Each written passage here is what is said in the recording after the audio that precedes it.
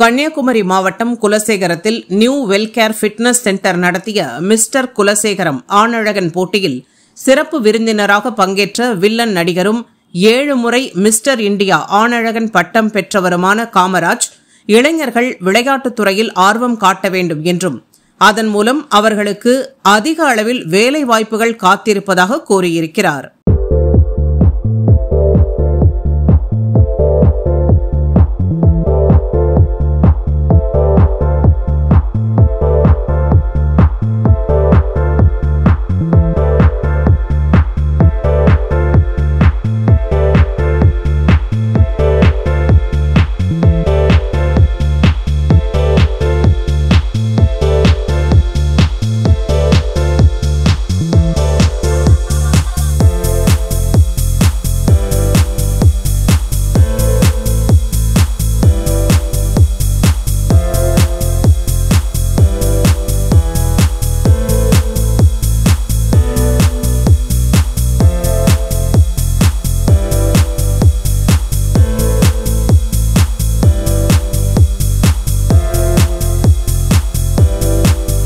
ஒரு சொசைட்டி நல்லா இருக்குன்னா ஸ்போர்ட்ஸ் நல்லா இருக்கணும்.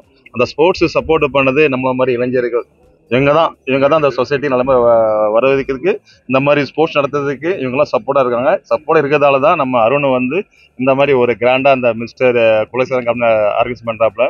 அதுக்கு என் சார்பாக நான் நன்றி சொல்லிக்கிறேன்.